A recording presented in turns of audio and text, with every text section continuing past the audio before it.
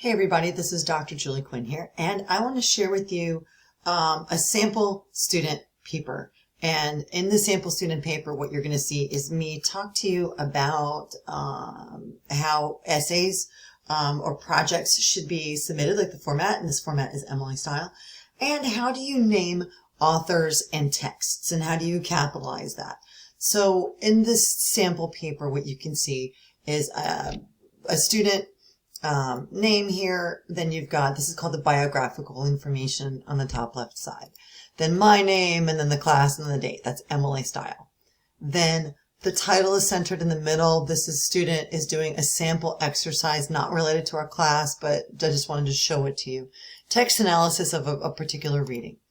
And then if their last name is Doe, we always make sure you have your last name and page numbers in the running head. So this is what an MLA first page looks like.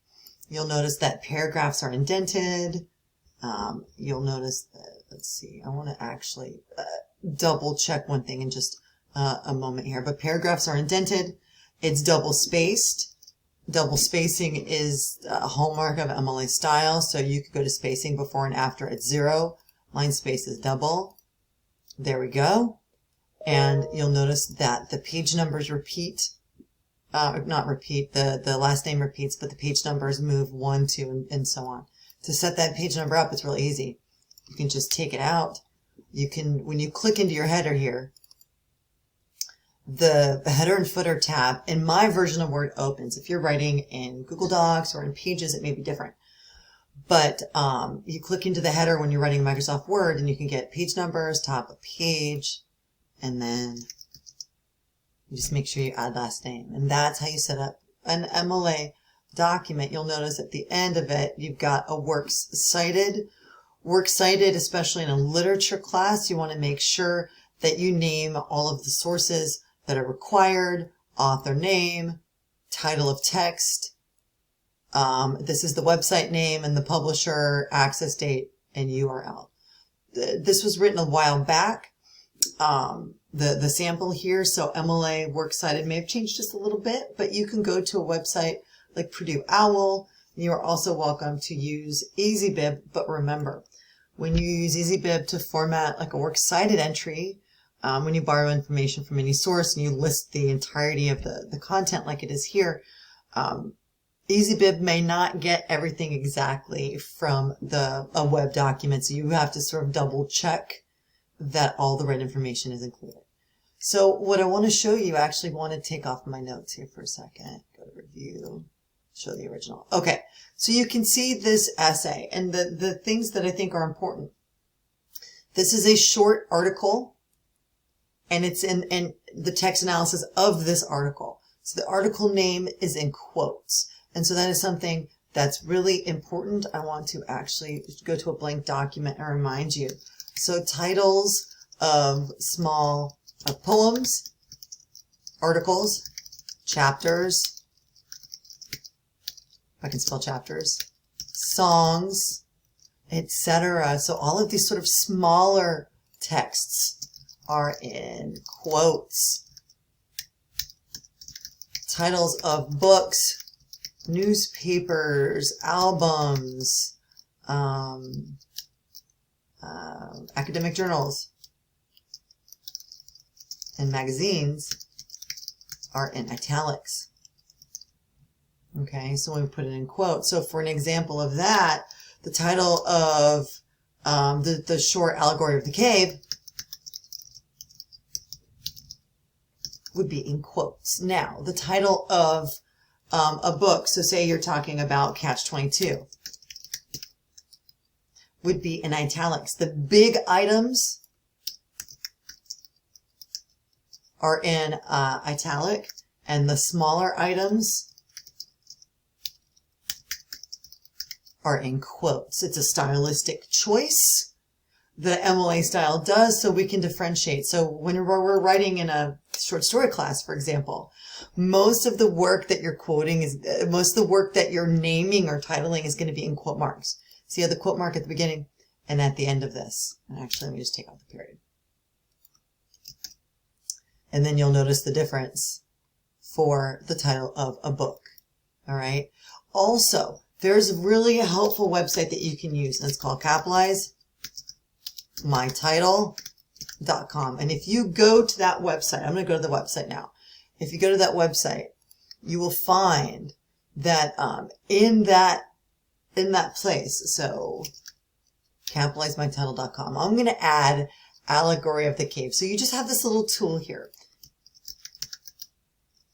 And watch if I capitalize the of. It recapitalizes my title, or it tells me the proper capitalization of a title of a text in MLA style. If you're in a class that uses APA or Chicago or AP or whatever other style, it will help you properly capitalize. So you can use CapitalizeMyTitle.com to make sure you're always naming your titles or capitalizing them correctly. So the information I've given you in this quick video reminds you of small items, use quotes, big items, use italics. You can even say epic poems, like the Odyssey or the Iliad would actually be in italics because it's like book length. But novels.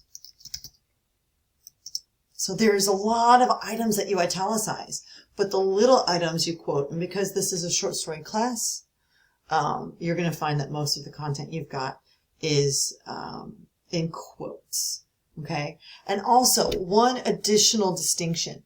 It's important to properly capitalize titles, right? So for example, if we wanted to do,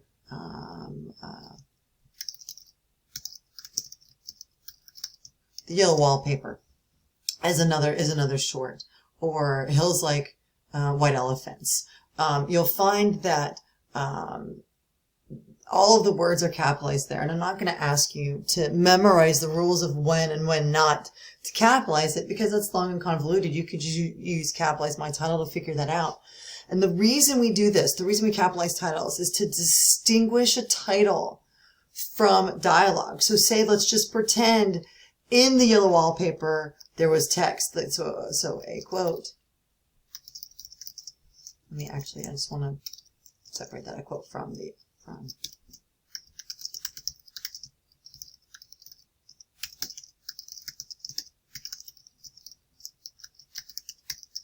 A quote from Yellow Wallpaper could be, "This is indistinctly bothered."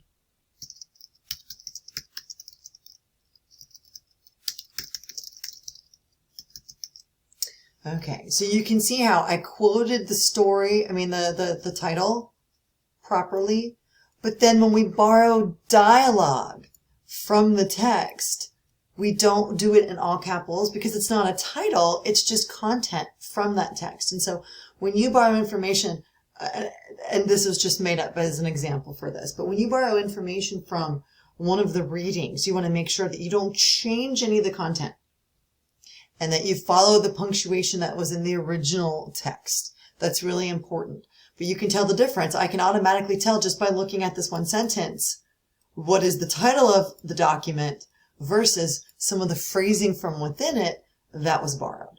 So that's the extent of this little mini tutorial on what do you quote, what do you italicize, and how you capitalize that content for titles. Okay? If you have any questions for me as you incorporate this in discussions and in projects, all you have to do is reach out and we can work on it further.